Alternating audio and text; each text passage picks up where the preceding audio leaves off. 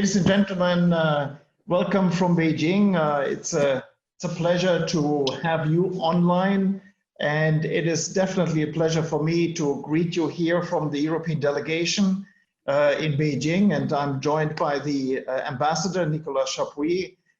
We do this in particular because tomorrow is the Day of Europe, and of course that gives us every reason to be here in order to celebrate this. But this is also a birthday party.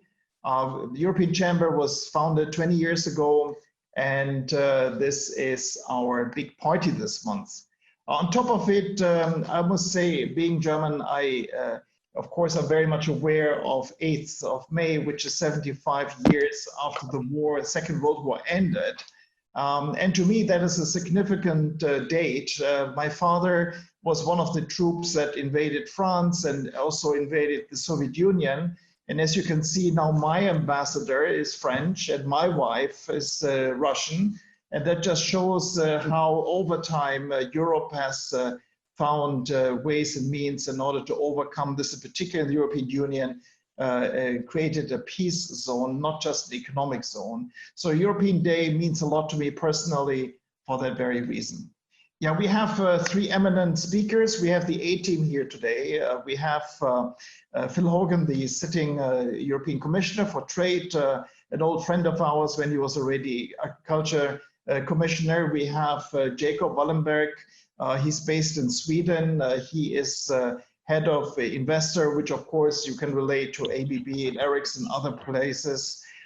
He was chairman of SE Banken. So Jacob has been in and out of China since '84 in real old China hand. And then we have Markus, the head of the Business Europe organization in Brussels. He's dialing in from Austria, so we have a real good international representation here.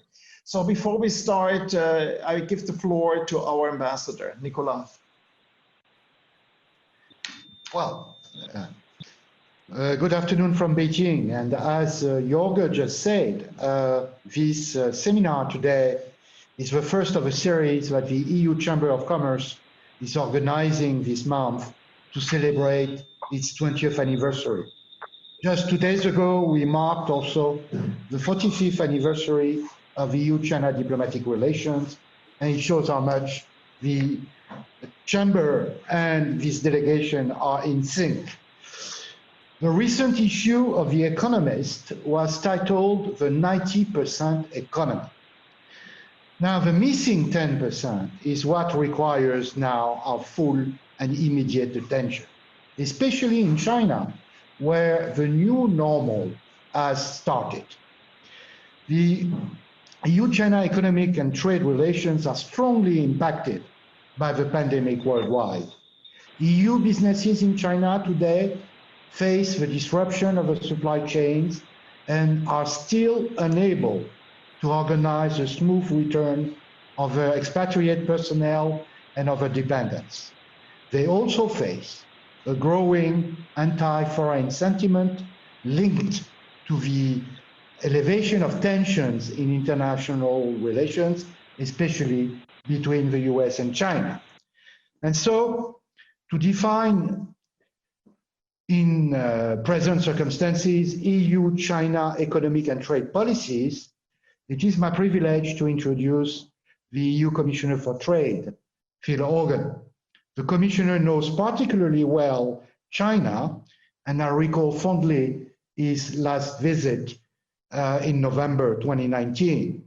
His former action as Commissioner for Agriculture has led to unprecedented level of EU-China agricultural trade to the benefit of EU farmers. Now, as Trade Commissioner, he detains the keys of a rebalancing of the existing asymmetries in the EU-China relationship. Commissioner, if you are online. See him? He has not yet dialed in. Yeah, Phil, can you give a sign of hope? Anyhow, maybe Phil, let's see, we then maybe just ask Jacob to chip in a couple of thoughts before then Phil takes the floor. So Jacob, the floor is yours.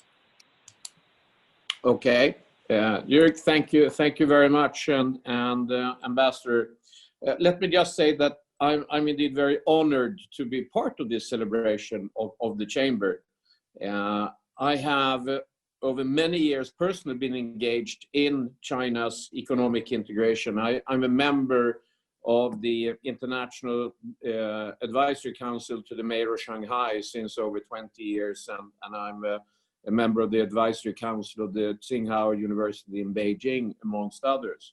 So I followed the Chamber's activities through its entire existence, and I believe it remains one of the best manifestations of European collaboration that I've actually seen anywhere. And we're very grateful for the work that has been carried out and for your efforts in this, Jörg, as well as your predecessors. It's been really, really great. Now, I think it's impossible not to start by just mentioning the COVID-19 pandemic, especially since I believe it amplifies my broader message on EU-China relations. I really believe that the pandemic should be a reason for us to promote increased collaboration. Just as the spread is without borders, so should our response be borderless. Experiences and best practices should be shared. Data, research, and equipment should be common goods, and transparency is, of course, paramount to this. As we have multilateral institutions, they should be used as a platform for all partners, in particular China and the US, to collaborate and to solve problems together. How difficult that is can be seen by the current lack of cooperation on COVID-19, and I think we all have this responsibility to collaborate. And I believe that China, being ahead of the rest in returning from the lockdown, has a special and a very important role to play here. That said, let me turn to the topic of the day, the EU-China relation, where it stands and what it may hold for the future. I first visited China in 1984.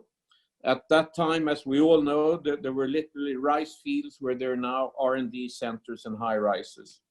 This image, to me, though, illustrates the most obvious global trend during the last decade: the growing economic power of Asia and the economic integration of China.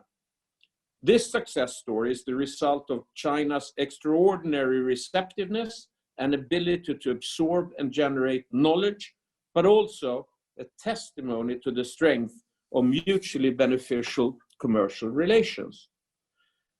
To me, history tells me that the European relationship with China, first and foremost, offers great opportunities today as well as tomorrow, in the same way as our relationship with the United States does.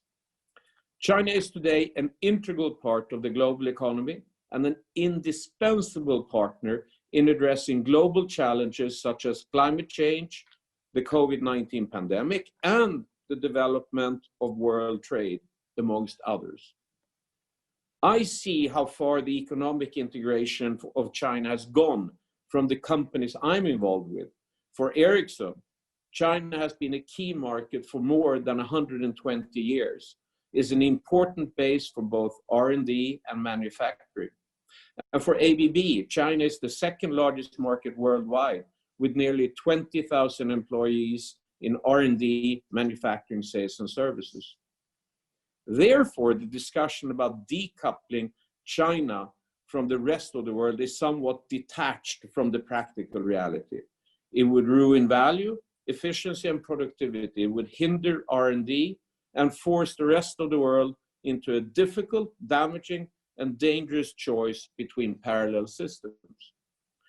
At the time of China's entry into the WTO, the general hope was that the international economic integration would lead China towards further liberalization, political reforms, the rule of law, as well as greater openness and transparency. A lot has indeed happened, but much remains to be done. And sadly, the current trend appears in recent times to be going in the wrong direction. Today, there's an imbalance in economic conditions between the EU and China. If allowed to increase this imbalance, I believe, will lead to an unnecessary competition between our system of a liberal, open and social market economy and China's state-dominated economy.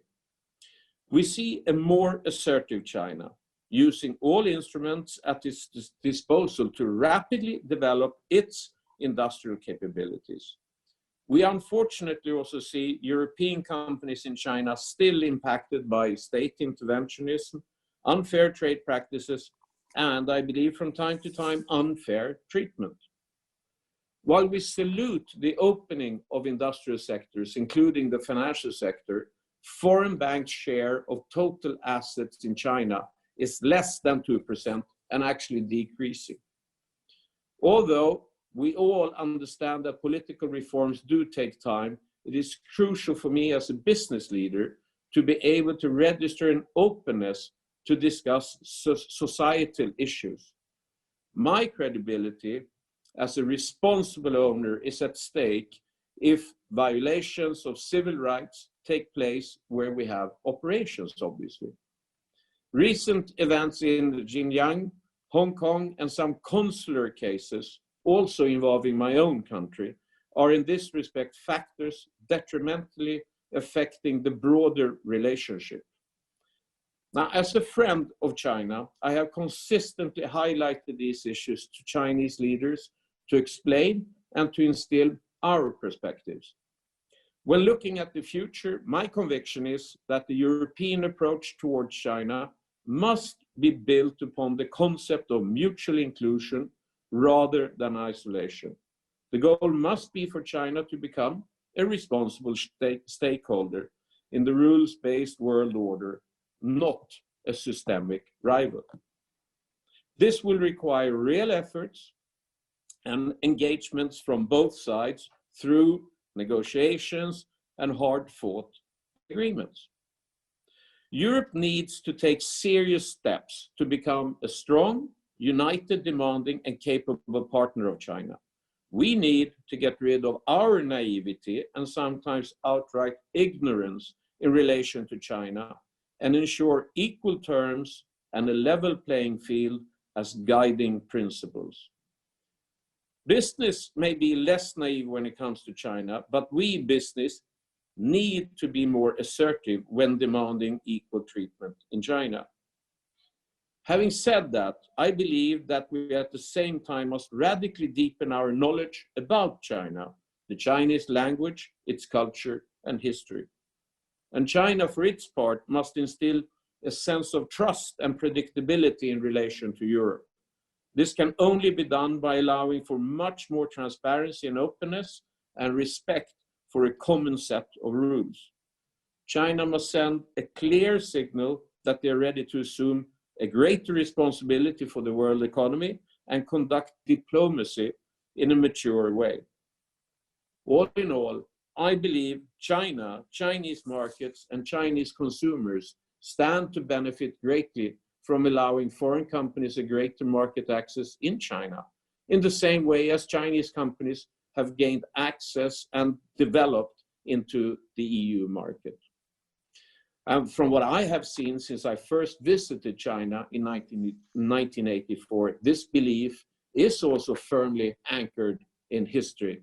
With that, thank you very much. Thank you very much, Jacob. That sounded like you put a lot of pressure on the European Chamber to even act and lobby better.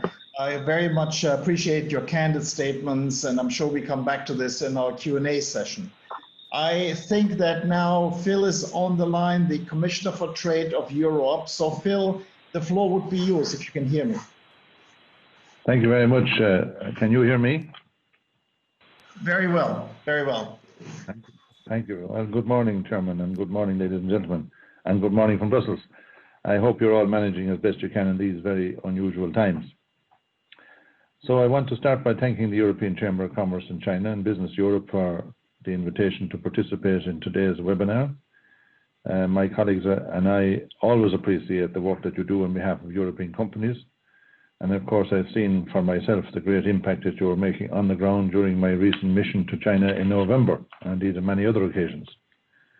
We also appreciate the many papers that you publish and the various tomes of experiences that you bring to our attention from companies who are at the coalface, as it were, in relation to doing business on a daily basis.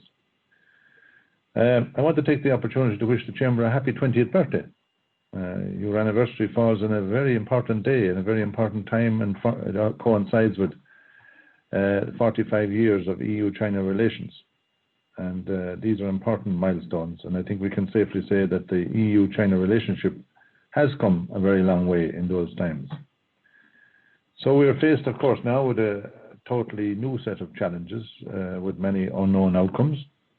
So your work and your unique position of influence will be even more important as we construct our strategies to have economic recovery following the COVID-19 pandemic.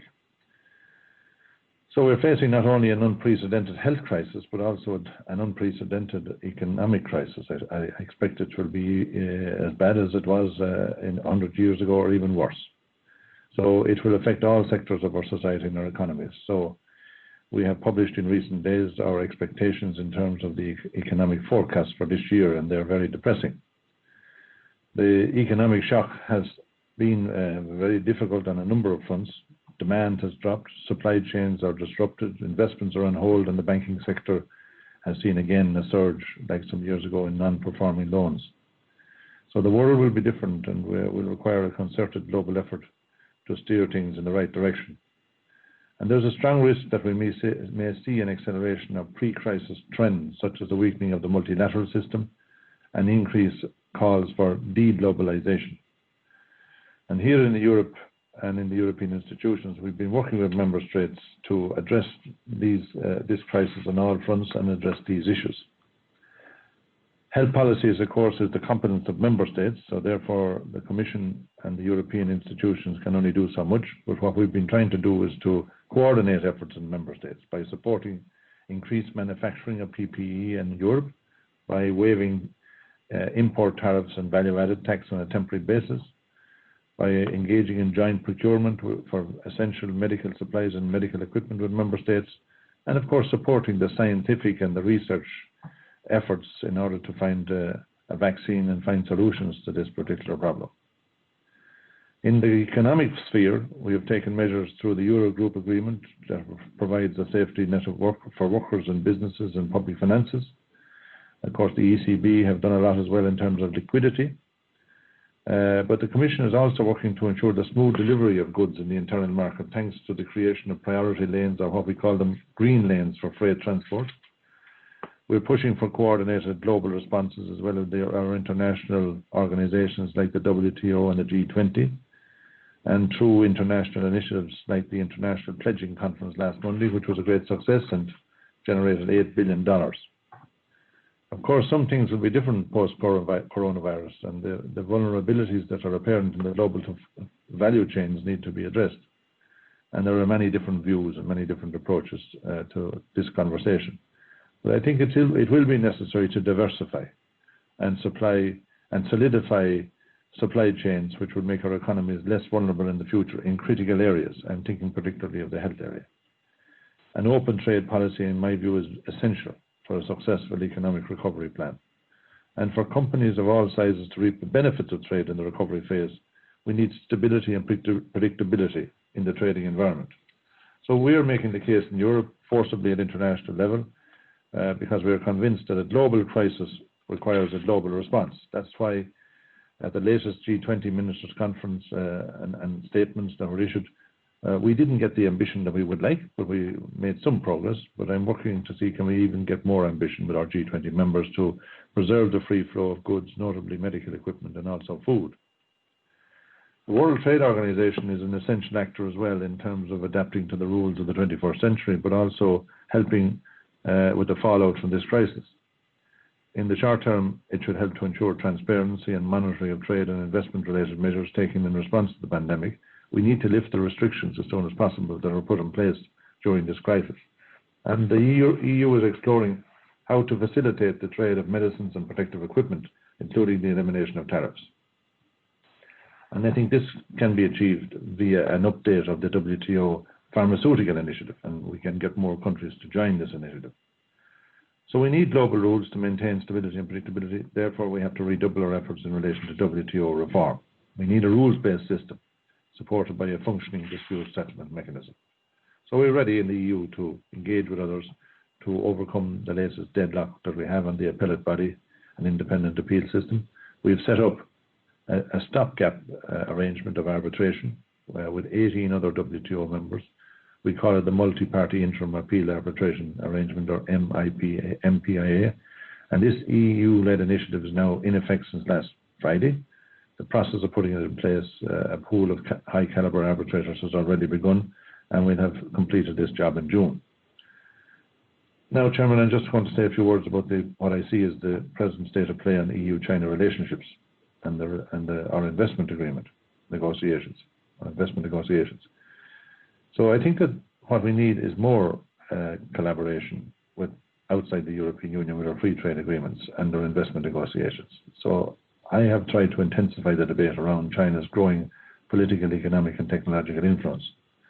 So COVID-19 has not changed the Commission's overall analysis, where we describe in our summit last year and in our communication last year that we see China as a partner but also an economic competitor and a systemic rival. On that basis, we will continue our work in implementing the actions that we outlined in the China-EU communication of 2019. We have to upgrade our trade defense toolbox. We're doing that in trying to help us to level the playing field, to put pressure on China and others to have this level playing field. It's in the interest of our European countries. This includes investment screening and the ongoing discussions on a new international procurement instrument. And what that instrument really is about is that we need reciprocity in terms of market access for our companies. So we have a very open internal market in the European Union, and we have no difficulty in opening up to China and others. But we don't get the same market access in terms of reciprocity. So our international procurement instrument will give us some leverage in order to ensure that would happen. So under the guidance of our Executive Vice President, Margrethe Vestager, we have ongoing work going on as well in relation to the distortive effects created by foreign subsidies in the single market and how to address foreign access to EU public procurement and EU funding. Now, I want to underline the work that both the Chambers and in particular Business Europe are doing to provide us with the views of European business in these matters. And the case you make for fair trading conditions everywhere, whether in outside markets or within the EU single market, is very influential, and I want to encourage it. It's clear that Europe is open for business, but what we want is fair competition. We are not against competition, but we want fairness. And this is why the Commission and the Member States understand the importance of having an appropriate toolkit. We remain in contact with our Chinese counterparts throughout the COVID-19 crisis. We depend on them for a lot of medical supplies and medical equipment. We've had recent discussions with Vice Premier Liu Hai, and we're going to have a summit on the 4th of June between China and the European Union. And that will be preceded by a conversation that I will have with the Minister for Trade, Zhang Shan, in a high-level dialogue. So we have talked about enhancing global coordination in the context of the crisis, as well as difficulties faced by EU and Chinese companies in relation to exports of medical supplies. There was a change in the quality certification of those supplies in April, which caused a lot of distress and frustration in the European Union to get these supplies to our member states. But these measures now have been reversed and addressed, and on the 1st of May we have a new regime in place that is very similar to what was the situation before the 1st of April. We have had a round recently of our EU-China investment negotiations. We're not there yet. Of course, we need to see more Chinese ambition and market access in order to rebalance the existing asymmetry in the levels of market openness. And meaningful disciplines, notably in state-owned enterprises and subsidies, we need to see China agreeing with us what is the definition of the level playing field for EU companies in China and on sustainable development. Concluding these negotiations this year will depend on China's ambition. So it's, from our point of view, it's substance over speed. We have some difficult issues to talk about yet, but we're doing our best to push things along, and we keep pushing on market access in our talks. We are monitoring the implementation as well of the US-China Phase 1 agreement. Vice Premier Liu Hai has confirmed that there should be no discrimination against the European Union, and we will be following up with the relevant ministries, including next week, in how they are going to give the European Union companies the same latitude and same concessions that they've given to the United States companies. Should companies experience difficulties, it is important that you let us know through our delegation in Beijing or in Brussels. So we're looking forward to the next EU-China summit, but the exact date has not been confirmed, but I expect that we will have a conversation along the lines I mentioned in early June. We have an informal leaders meeting foreseen for Leipzig in September, and we expect that that will go ahead. So, Chairman, I'm going to conclude there by, again, looking forward to working closely with the Chamber of Commerce in China and Business Europe. Companies and policy makers need to work closely together in this time more than ever. You have the insights that are always helpful to me and helpful to my services, so we keep encouraging you. You are at the epicenter of the crisis as well, so whatever lessons we can learn with the help of your experience. We have to increase the resilience and sustainability of our supply chains. How do we see the response to concerns about the reliability of investments and production in China is something I'd be interested in. And this will require choices from the Chinese leadership. And of course, this will also be something that we'll be pushing through the investment negotiations. So the European Union is willing to do what is necessary to address this global crisis with all our global partners, because I believe that trade policy is a key to ensuring economic recovery. So thank you, Chairman. Thank you very much, Phil. It's great to have you on board, and in particularly with your statements, you will trigger a lot of questions, I can imagine. Now, let me turn to our bigger brother, the Business Europe Secretary General, Markus Breyer. Business Europe is a very dear partner to us. It's our anchor in Europe, so I'm very pleased that we could actually do this here together. So, Markus, give us your thoughts. Yes, you hear me? Yes, very well. Very well. Well, first of all, thank you, Jörg, for organizing, and also happy birthday. And let me say how much we value the cooperation with EU-China Chamber, and you specifically. So I think we have done a lot of things together over the years, and really thank you for this. Also thank, of course, the Commissioner for his encouraging words and for being with us. Thanks a lot, Phil. And also, of course, thank Jakob for his inspiring words, which I very much share. And let me also say,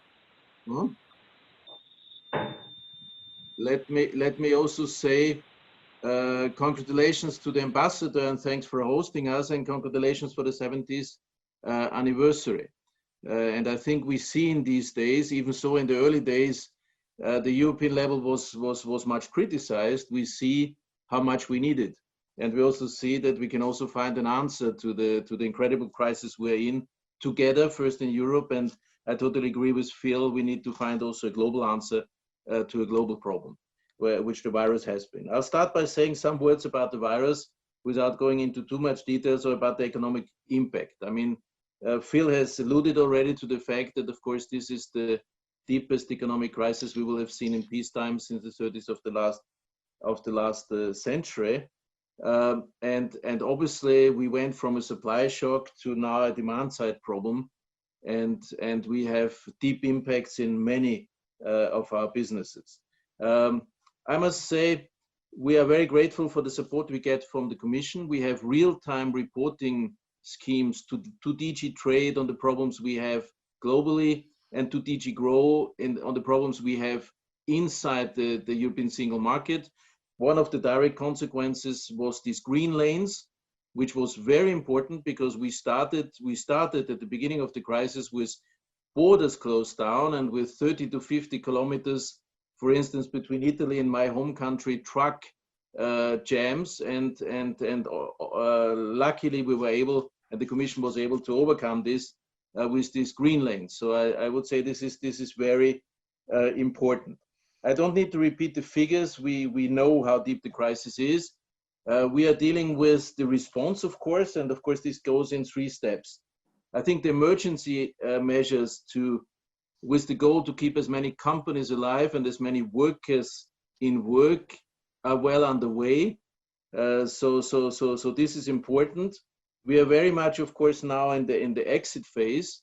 where at the same time we need to acknowledge differences in member states. Of course, we need to make sure that the exit phase is as coordinated as possible, because otherwise it will not be able to really restart the complex value chains we have across the continent, and this is crucial. And I've read a good piece from Jakob in the FT. I think it's very important that we do this in a risk-based way, and we are having a lot of debates with politicians, and we all know that, for instance, in Brussels we still have the paratroopers in the streets, because for politicians it's always difficult to take adverse decisions. But in this case, we will need to have a risk-based approach and, of course, go back to economic activity like it happens in many countries in order to be able to return to a world we would like to see. And now, of course, it's very much about the recovery plan. Again, without going into details, let me underline that we in Business Europe have, of course, with all kinds of caveats, but we very much came to the conclusion that we will need a strong recovery fund and we will need fresh money to kickstart the European economy again. Of course, we'll need to use it well. I think the word, it's not just bounce back, it's bounce forward. We will need to make our economy, of course, stronger. And we agree that this economy should be greener, more based on digital, but we also say it needs to go beyond. So meaning it's very important to also make it more resilient and to have a strong industrial strategy beyond the two buzzwords, which are absolutely right, but which will need to be complemented by a strong industrial strategy in order to really get Europe back on track. I mean, so far for the situation we are in, we are grateful for the good cooperation we have with all the institutions, but of course we know that we still have a long way to go to come back on track.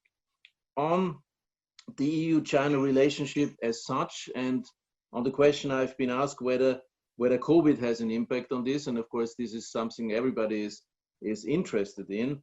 I mean, I think it's still too early to assess whether there will be a lasting or what will be the impact. Of course, we very much share that concluding the China Comprehensive Agreement on Investment would be a key step forward, but at the same time, I'm totally with Phil. Substance above speed. I mean, we really need to make a step in leveling the playing field in order to have this a decent step. Phil was, I mean, this was still before the crisis and it was in person. So in January, Phil gave us the pleasure to present our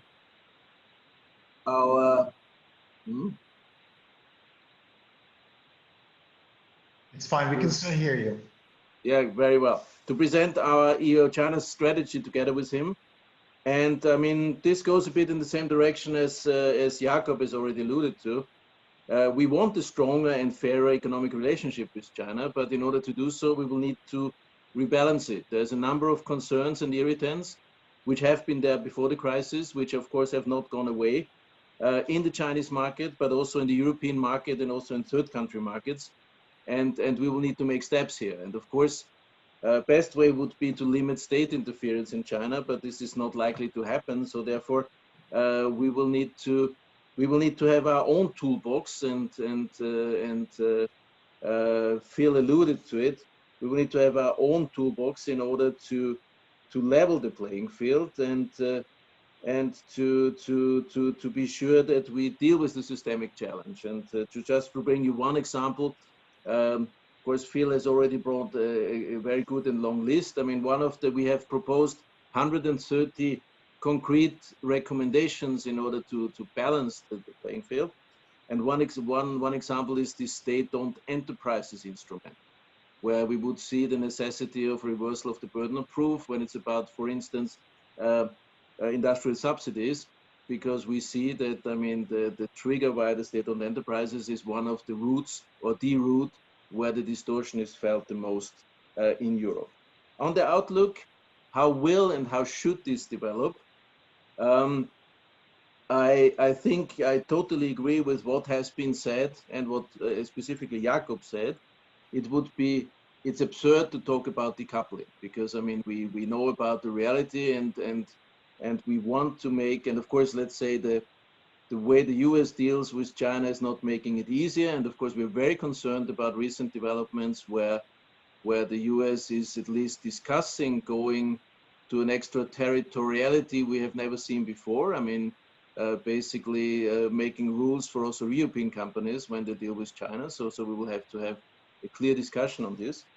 But at the same time, it's also very clear that we will need to continue to address the issues of balance and the debate, as Phil said, the debate how we will make our value chains more resilient and more diversified is there, and it will continue to be there in Europe. And it's of course it is a justified debate, but of course it will be important to spin it in a way that of course this doesn't lead in the direction of self-sufficiency, because this is also what some people are talking about, and I think this is pure nonsense. But it will have an impact, and we will need to lead this debate well. And I think what we are seeing now is a trend we have seen starting in 2008, is that the times of the what has been called hyperglobalization is maybe coming to an end. But at the same time, we will need to look after a fine balance here. And this is why we also, I mean, first, of course, want to balance our relationship with China. We want to make it stronger, but we think we can only make it stronger if China takes the necessary steps to go in the direction of a balance. And at the same time, we also want to diversify our value chains in the world and our markets in the world. This is why we very much support the Commission and Phil in a very ambitious bilateral trade agenda, like for instance the revision of the Mexico agreement recently, and very much, and we really hope that we will also get the support of the German presidency on this, which looks like at the time being to bring home the Mercosur agreement to diversify. So to sum it up, of course, there is also this debate about greater strategic autonomy in Europe, and this debate will be ongoing. But I think we must not forget that all this will need to have feasible business models, and of course the debate very much is about pharmaceutical at the time being. And what I always underline in my debates with European politicians and the institutions is there was a lot of underlying framework condition reasons why these value chains have moved. So if the aim is to have a change in these value chains, I mean, without addressing these framework conditions, I mean, this will simply not happen. So we will have to have a balanced debate here. But as I said, to sum it up, I think Europe will need to, I mean, first continue to become stronger itself. And this is what I said before, bounce forward. This is key. But at the same time, to try to make the relationship with China stronger.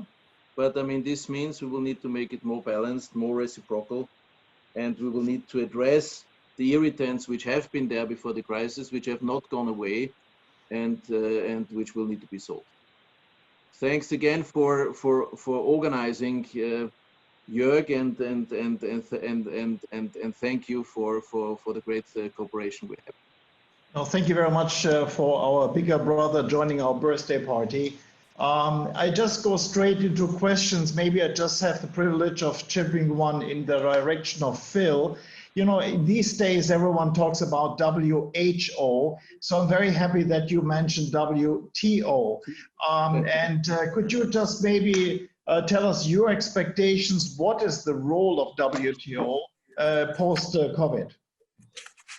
Well, it's crucial, Jörg, that you mentioned this, because if you don't have a global referee, well, then there's no point in doing trade agreements. And the WTO for the last 25 years has done what it can to resolve disputes between countries in a very independent way. Regrettably, the United States has tried to recreate the old system of GATT by the manner in which it has stopped the appellate body members from being appointed, and therefore we don't have an independent, impartial appeal system in place at the WTO. It's a pity.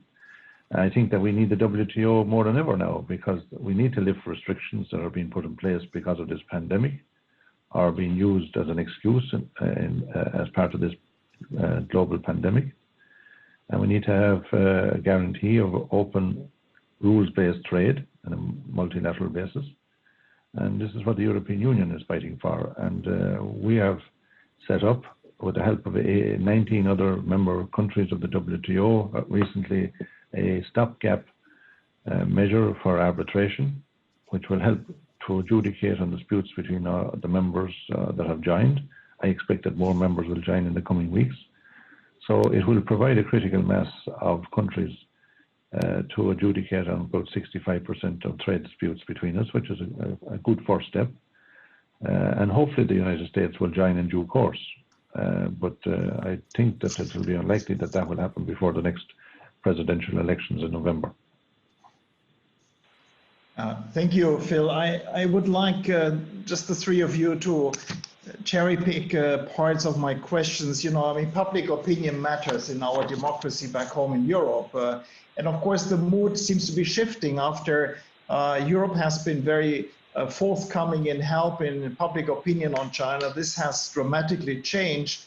Now, if you look into the Bertelsmann survey on Europe that was actually done in December and came out in January, you see that actually 45% of our population believe that China is a competitor and 25% say it's a partner.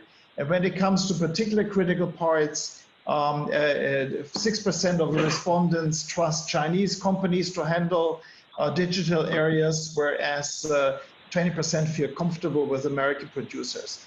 The question I was asking you, maybe first of all, is to what extent is business and politics driven by public opinion? Because we as leaders have in the way to set the stage and reach out to China and discuss with China.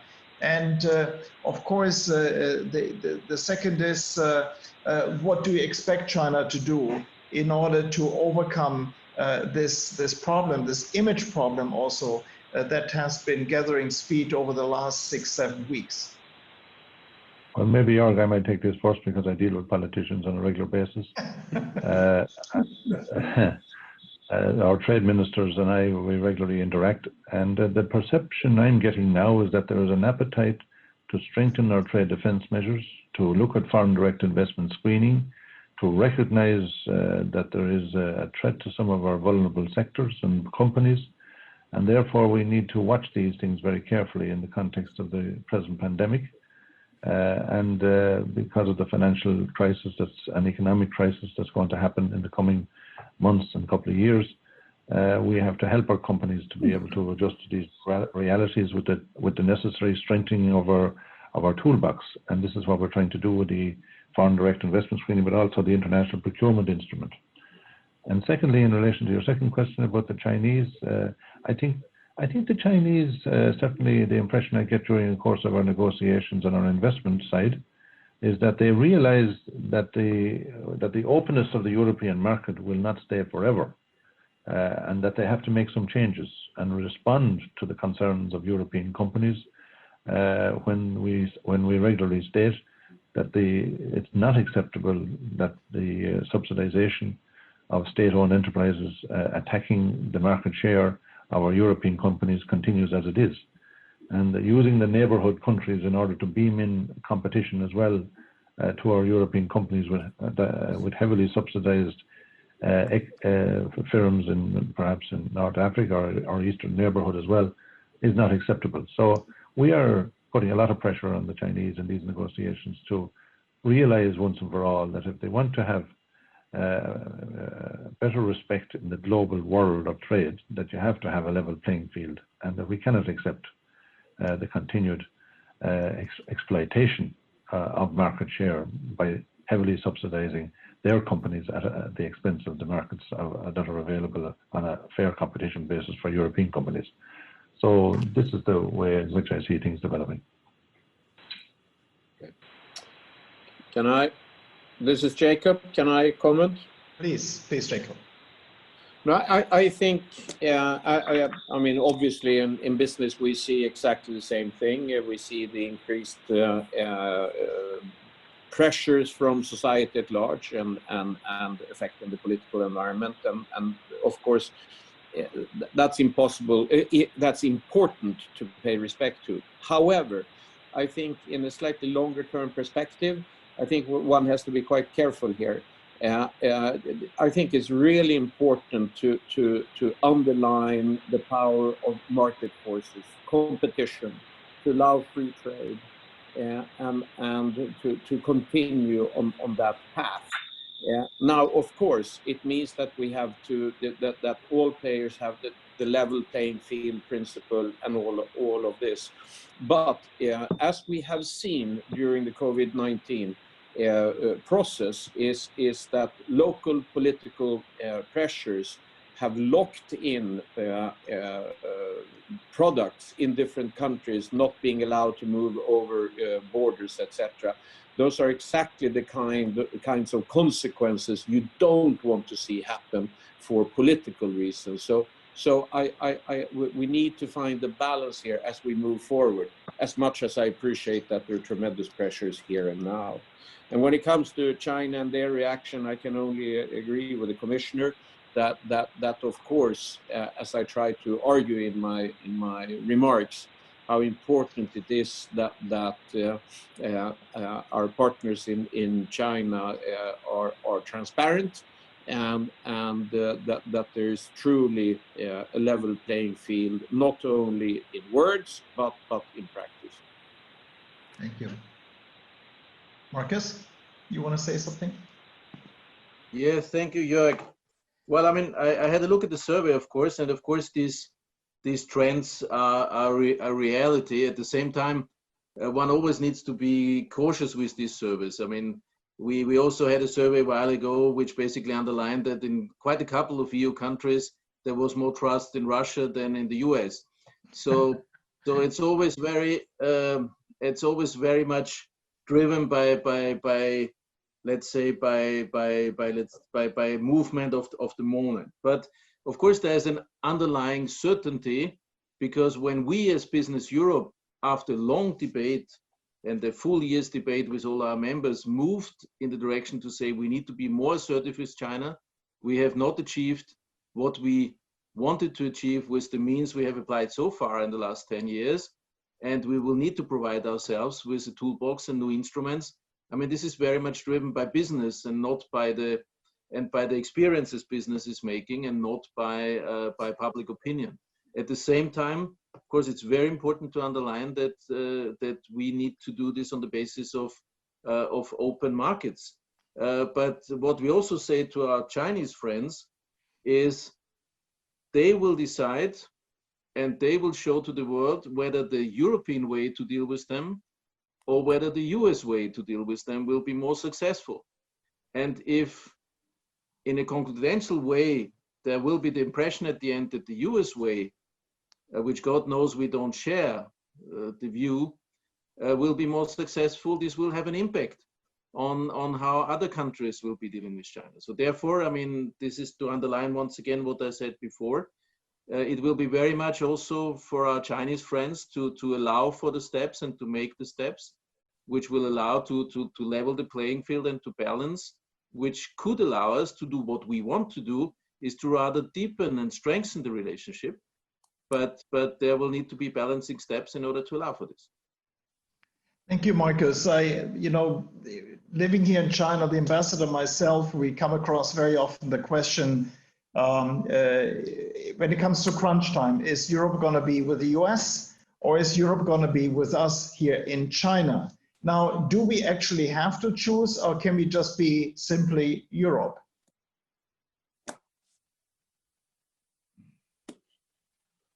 Could you ask that question again, Jörg? I missed that. Yeah, no, the question that the ambassador Chapuis and myself very often get is, from the Chinese side, if the going gets tough, are you with us or are you not with us? A similar question you get from Washington. So where is Europe? Do we have to choose? Oh yeah, is it a binary choice? Is that what you're asking? Right, yes. Well, yes. Well, first of all, can I thank Ambassador Chapuis and his team for doing a lot of work to help European companies to overcome a lot of barriers and problems in procuring and getting supplies of medical equipment and medical, very important PPE to the European continent and the European countries. And I think were it not for their interaction on many occasions, there would be a lot more frustration on the European side. Now, like what we have said in our political guidelines in this commission, that Europe wants to be a stronger global actor. So we are setting out what Europe wants. And we did this in relation to digital trade in February, where we set out the conditions by which you can play with the European market. And we are not making any decision one way or the other whether they're going to be American or Chinese or any other part of the world that want to participate. We lay out our rules, our conditions and our platforms, and everybody is welcome to participate as long as it is a fair competition and a level playing field. And this is the message that I convey to China on a regular basis, and we will continue to do so. And I think it's in the interest of China to grapple with this issue now in 2020 and to be able to reassure their European partners that there is certainly a major effort to come in to the 21st century in relation to trade and to ensure the transparency that we require of Chinese companies is very important in mobilizing the trust in the system. And I think that if we can get that message across and we can achieve in our investment negotiations a lot here, well, then we'll have made a lot of progress in terms of the partnership being deepened between China and the European Union. Of course, we trade $3 billion a day with the United States, and we would be very foolish to ignore that and that market. But sometimes the United States have to help us in more greater collaboration in dealing with crises like the one now. I have sent some five ideas to my counterpart in the United States to work together. But if they don't want to work with us, there's not much we can do. We will work with everybody that is beneficial to the European cause and to our political guidelines. Thank you very much. Can I yeah, please. Can I add to that? I think it's hugely important what the Commissioner is saying, and as a business person, I firmly stand behind it. There is a subset here, and it comes to standards and standard setting. It would be so highly unfortunate if the world was truly to be divided in different standards. We have seen that historically. It's at a great cost to the consumer. It makes life much more complicated, etc. So we all have a real incentive to work together, to work with common standards throughout the world, as an important example of why collaboration is so important as we move forward. And could I add to that, Joerg, is that, just briefly, we have been advocating this to the United States for the past year to work with us in terms of developing standards and then work with China subsequently. And we have not got the type of impetus into this discussion that we should. And whether it is regulatory cooperation, conformity assessment, or standard setting, if we don't have the main economies able to set these standards, well, then somebody else will do it. And therefore it will, I completely agree with the previous speaker who said that we need to have common standards. This is and a regulatory cooperation, and all of these issues are very important from the point of view of a level playing field and reducing costs and keeping those European companies competitive. Thank you. May I just, yeah, Marcus, you wanna? No, just very briefly, because I agree with what Phil and what Jacob have said. But it's also very much what concerns our relationship with the US. And of course, one of our messages in Washington is always, I mean, we both want certain changes in Chinese approaches for our good and for their own good, and we'll only be able to achieve this together at the end of the day. But of course, we also very much underline achieving it together doesn't mean that we will copy-paste every nonsense you're doing. And there needs to be a previous debate on what is a decent policy and what can serve both of our purposes. And the good example, of course, I totally agree with the standards, but the good example is, of course, this looming story we have on the Airbus Boeing, where, again, there is some games played, and I think there would be a chance to set the gold standard, not in the sense of technical standards, but here for industrial subsidies in the airline industry, and then to make it a global standard. But there needs to be the political will to do so. Thank you, Markus. May I just encourage the audience to chip in the questions? We have already 6 questions in the pipeline. Here, Jacob Gunther, our lead pen for the reports, is going to basically start going through the list in a minute. Last point, Markus mentioned something, Jacob, on the 26th of March went live in the Financial Times, warning about social unrest and a potential lost generation. He was the first business leader who is sort of trying to wake up people to the fact that there's going to be not just we are in a crisis, there might be a crisis around the corner. And I think as he was backed up by his colleagues from the European Roundtable, I was wondering, Jacob, as that was about 6 weeks ago, do you see that actually political leaders, business leaders are already thinking for the time after, and what is China's role in that?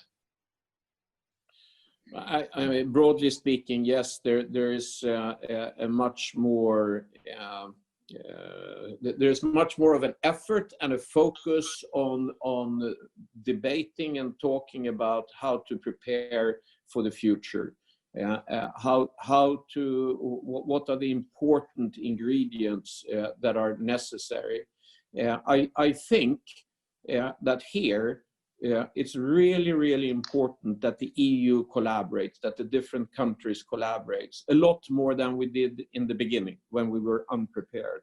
Here we have, and I know that the Commission is on the same track. I think we should support them and not have our own home-cooked sort of solutions to all the problems.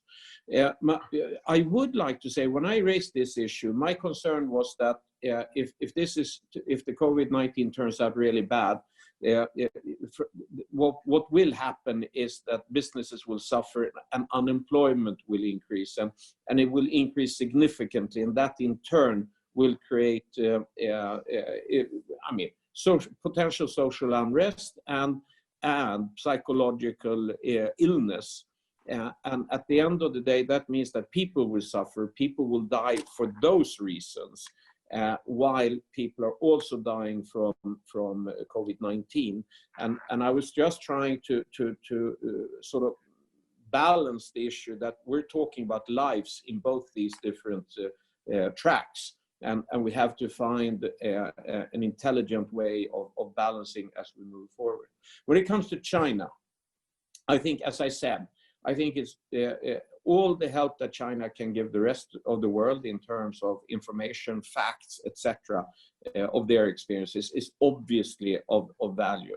And there is a debate on the American side whether this is credible or not. I'm not the one to judge, but the important thing is collaboration. That's how we make this system credible and hopefully helping all of us to battle the COVID-19. Thank you. Jacob? Perfect. So our first question, we have with all European member states and the EU itself implementing different kinds of investment screening mechanisms, many of which seem to be indirectly aimed at Chinese SOEs. Could it be that the end result is that rather than China pushing to open up, we instead see the EU kind of closing the door a bit? And is this the kind of level playing field that we really want? I guess that is Phil.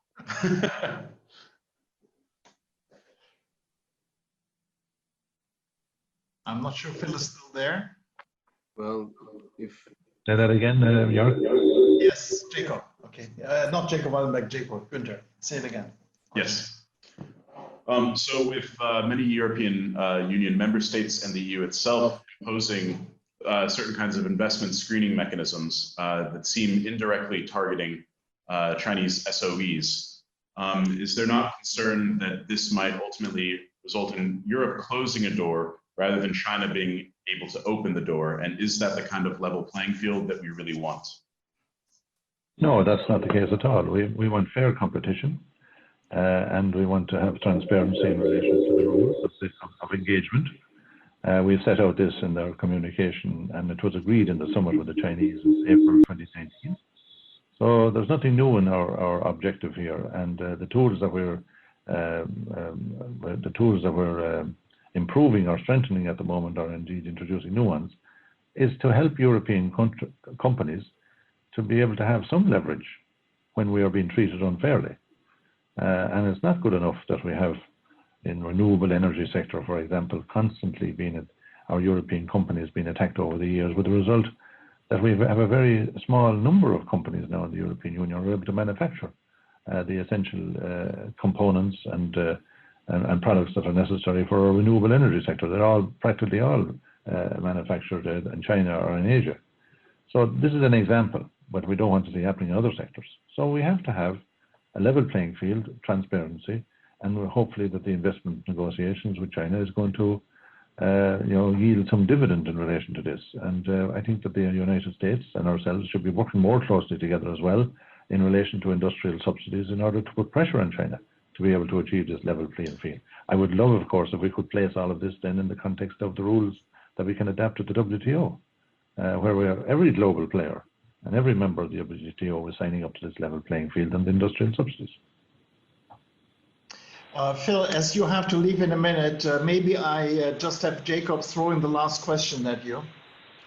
Yeah, so we have a question from Wolfgang Krieger. Go ahead. Yeah.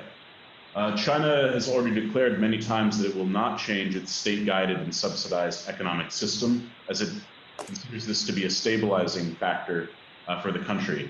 Is it a denial of reality to believe that we can actually achieve something on this? Well, we can deny reality or we can make an effort to try and achieve something, and I'm more positive about it. We have, in any negotiation, of course, there has to be give and take, but this is a crucial issue. If we don't achieve transparency and a level playing field vis-a-vis our European companies, well, then how can the European Union member states sign up to a deal? So if China wants a problem on another flank, apart from the problem that they have with the United States, well, then they have to be very careful that they don't actually alienate the member states of the European Union in this global problems that we see that they're facing at the moment, particularly from the United States. So I would encourage China to be very, very strong, because Europe will be very strong in demanding a level playing field for our EU companies. This is Jacob. Can I just turn to the Commissioner and say, from a business point of view, how much we support your attitude and how important it is that the EU takes a firm stand on these issues and in our deliberations with our Chinese partners. I think it's absolutely fundamental to work in line with the way you presented it today. Thank you very much, Jacob. Jörg, can I? Please. Yes. No, I mean, first, I mean, of course, we also very much support Phil in this endeavor, and he knows it. But I wanted to, so just to underline this, but I wanted to add one sentence on the investment screening before. Answering with a debate we had in a EU-China CEO dialogue some years ago, and it was still with Deputy Prime Minister Mark Kai and your predecessor, Ambassador. And back then, I mean, this was when this investment screening story was freshly out. Mark Kai was very aggressive, I mean, towards me in this case. I mean, say, how can we do this? And my answer was, look, I mean, we are your ally insofar that our aim is to make this a balanced instrument, to make sure we don't have too much leeway for political protectionism, and to have it based on clear criteria. But at the same time, I told him, I mean, I don't see why Europe should not have such an instrument. China has instruments and sometimes more, how to say, more stringent means which are not based on laws to do what we want to achieve. The US has a very sharp instrument, ingoing and outgoing, so why should Europe not have such an instrument? It's all about the balance, but we have seen in the process when establishing this instrument that for some member states it meant that for the first time they were at least collecting the data. But at the same time, it's clear Europe needs to stay open for investment. I mean, this goes without saying because we need it and we will always defend it. Well, Jörg, I want to agree with Marcus there. That is exactly what is the sentiments of my own sentiments and the direction of travel in relation to this. It's maintaining the open trading system, but at the same time not be naive on behalf of our companies that if we have a problem, we need to have some instrument to be able to help to resolve this problem. And sometimes when we make threats, we have no tools in order to use to help our companies. It's like any particular legislation. If you have a breach of the legislation, there's a penalty. But we don't want anybody to breach the legislation. But it's nice to know that the penalty and actions that we could consider are there. At the moment, we don't have them to the necessary strength that we should have. So I have to leave you now, Jörg, unfortunately. I have to go to another event, and thank you very much for the invitation and being with you. Yeah, thank you very much, Phil. I hope we meet each other in person very soon, either in Brussels or in Beijing. In particular, also, I think the videos is good, but person in person also for you with your Chinese interlocutor is better. And be rest assured, the party is now about to start once you're leaving. Is that because I'm nearly 2 meters high that I am very important physically to meet these people? Right. Take care. Take care. Bye-bye. Thank you. Bye, Phil. Thank you. All right. Our next question comes from Alfredo Montufar Helu. How can Chinese companies themselves, including SOEs, what can Chinese companies themselves do, including SOEs, to increase their receptiveness in Europe, given the current situation? Or does this really depend on the actions of the Chinese state vis-a-vis its market and its sort of reform efforts there? So who wants to take that? Jacob here. I mean, the individual company, the individual person, of course, should do what they think is right. But I think, isn't that the whole core here? That a lot of this is ultimately politically driven from the Chinese side, and there is a dependency on a relationship with the state. And so back to what we've discussed today, there is a need for a broader acceptance of level playing field, transparency, etc. And I think, I really think it is important that Europe makes this clear, not only in words, but in actions, which is not the way we want things to work.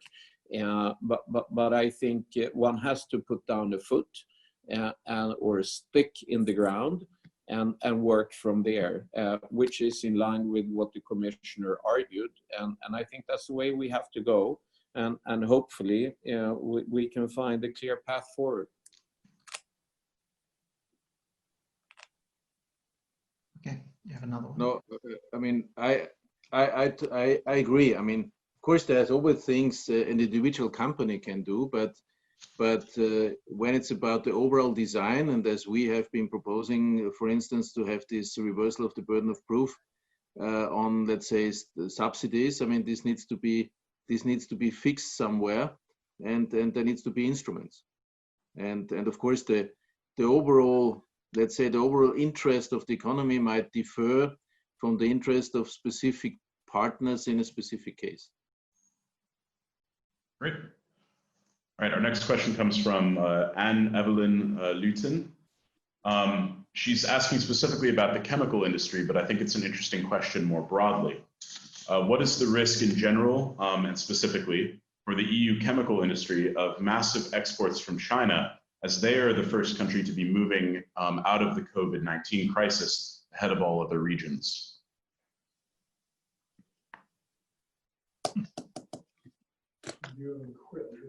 Jörg, this is your. I know. Yes, I'm shy. Well, I mean, I think that, of course, we're worried always about Chinese overcapacity.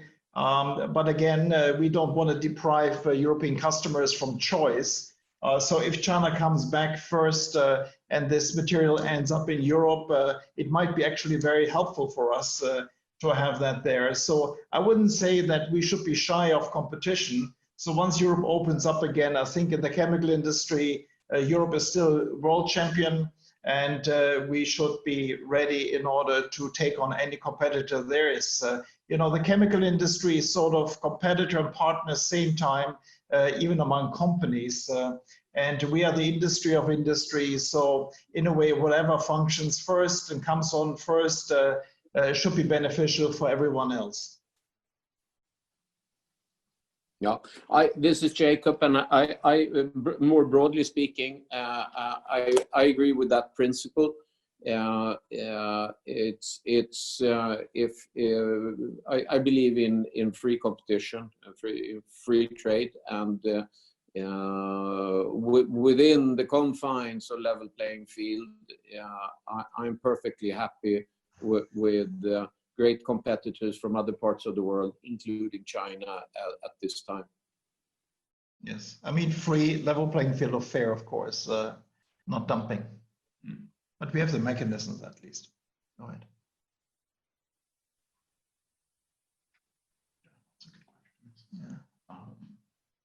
Okay. With the EU having taken its current position when dealing with the Chinese government for so long, and yet with these issues still remaining, is there a need for kind of a course correction in European policy, in EU and member state policy, and how they are engaging with China? Well, may I? By all means, yes, sure. Go ahead, James. Yes, good. No, I mean, this is very much in the center of the paper we had presented at the beginning of the year. I mean, it's driven by the conclusion that many things we tried over the last 5 to 10 years, looking at the indicators and the bottom line, have not made things better. So therefore, we have proposed a long set of ideas how to deal with China differently.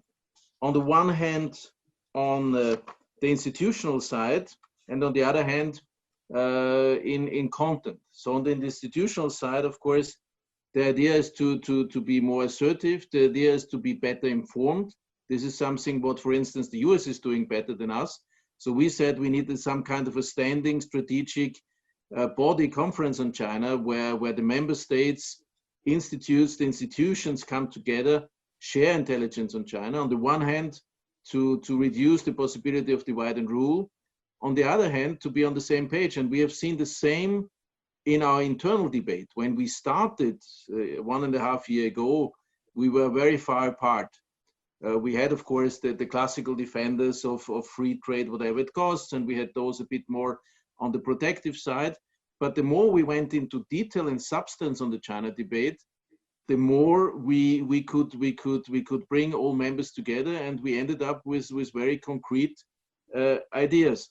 So the answer is yes. I mean, we will need to change, and we will need to provide ourselves with the instruments. And we have talked about a couple of examples today in order to make this change happen.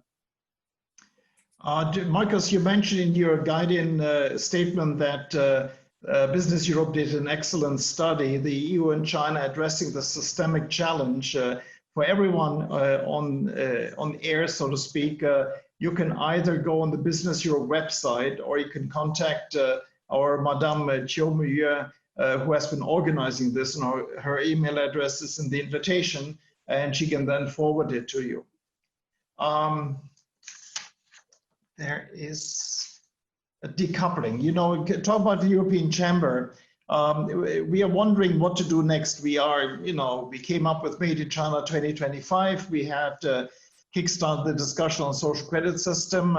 In January, we have launched a Belt and Road Initiative paper, which we might also talk about, but we are now wondering what's next. And given what Marcus and Jacob said, the idea we had a while ago is to do something on decoupling.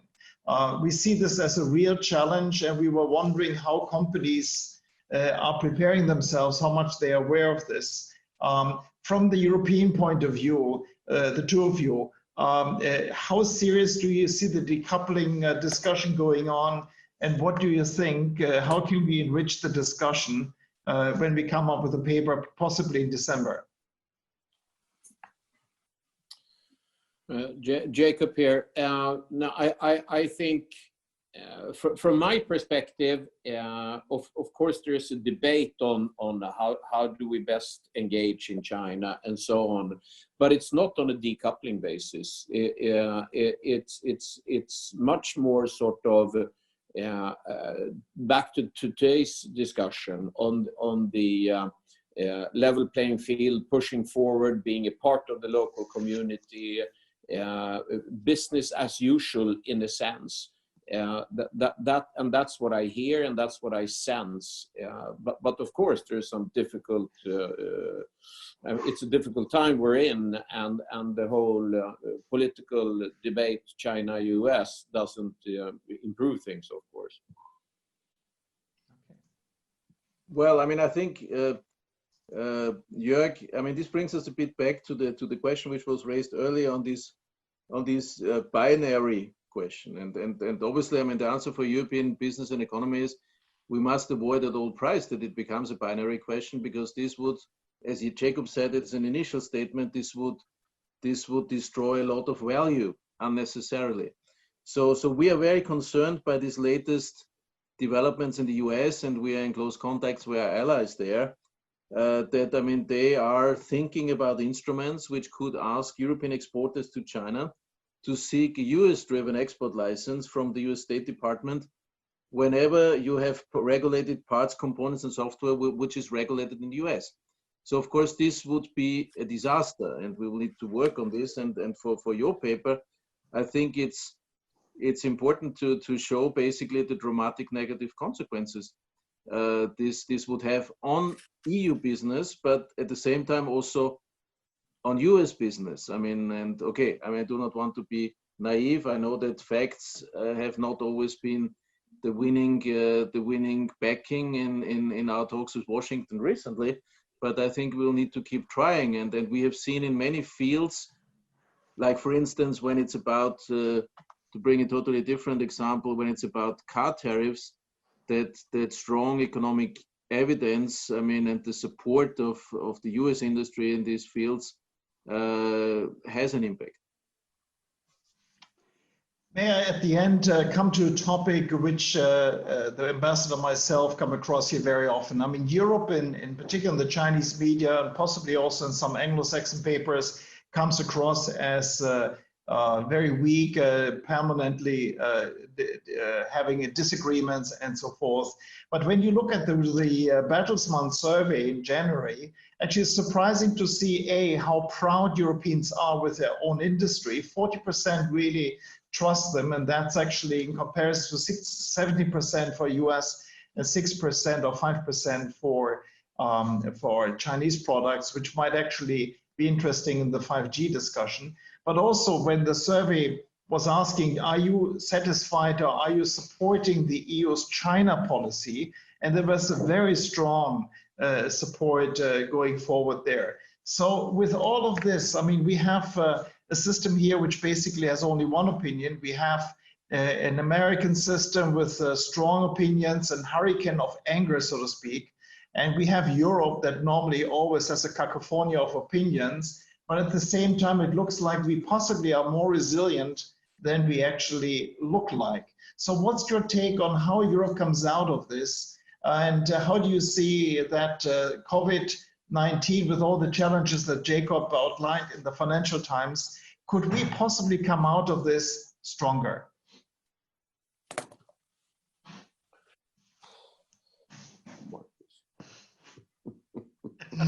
Easy question for the end. Right. Now, I think, Jacob here,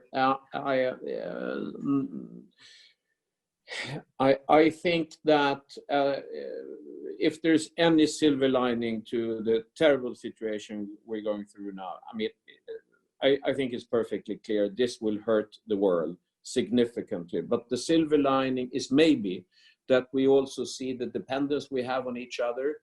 We see the value of collaborating with each other.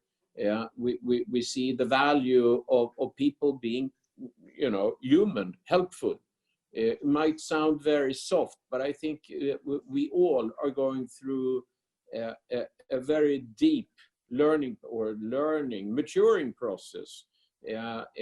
Being locked up at home, seeing the disasters happening to small businesses, large businesses, travel is non-existent, etc. It's a very different world, and I think there is something hopefully positive coming out of this.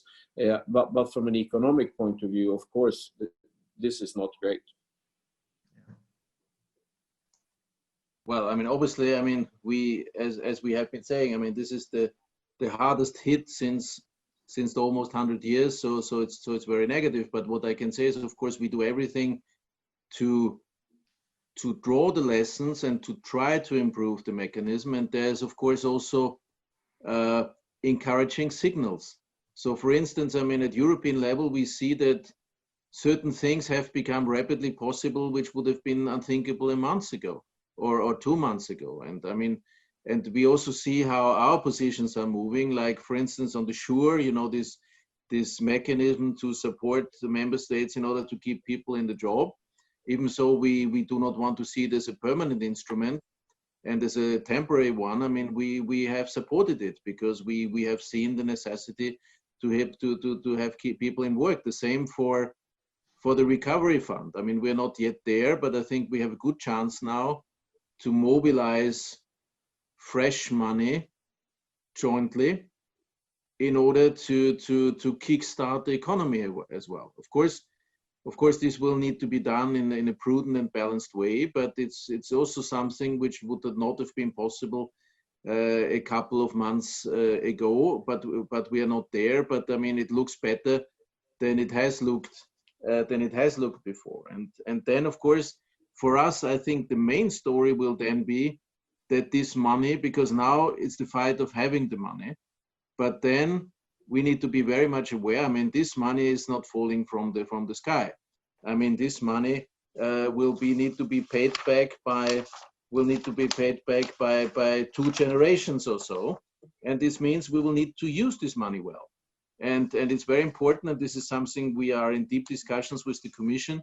It's very important to develop instruments in order to make sure that once the money is there, it will be used well. And one trigger will be the European semester. Other maybe these industrial ecosystems Commissioner Breton is developing, but there needs to be something to make sure that this money is spent in order to make us stronger. And maybe on a more general term, because we had a lot of debates in the last days with our companies, what is the biggest challenges? And there was a summary made, I think, which is interesting. There's 3 things. One is to make sure that the corona restrictions don't become permanent. I mean, this goes for inside the single market, and this, of course, goes for global value chains. And we have seen this after the crisis of 2008, that unfortunately, some of the things which were meant to be short-term became permanent. The second, and of course, this is a bit interesting to discuss it in the China debate, it will be a big challenge because now we need strong states, and it's not possible without the state taking a leading role. But after the crisis, we will need to make sure that the state is going back to its natural role. And I think this will also be a debate, because we must not go back to a time where states think that they're the better entrepreneurs, because then this is the dangerous development. And the third, of course, is the restructuring of the value chains, but this we've already talked about. Thanks, Marcus. We're heading towards 5 here in China and 11 a.m. in Europe. So last question from my side. In January, the Chamber did its customary survey. Of course, that's like doing a survey in April 1914. So we had to actually ditch a couple of things, because definitely the world has totally changed. And we drew on the findings not only from a second little survey we did, but also from the Germans, French, Italians, in particular also from the Austrian Chamber here. and it will be launched on the 10th of June by my colleague, Charlotte Ruhl, the Vice President of the Chamber. Now, one of the findings I can disclose is that less than 10% of our members said they are considering to move away from China. Now, there is a discussion going on about diversification. Now, from your point of view in Europe, what is the appetite of European companies there in the headquarters? Do they seriously think about maybe they want to move out of China? Or are they actually looking at the fact that China might not be the only country now in order to invest in diversification is actually addressing the issue of future investment?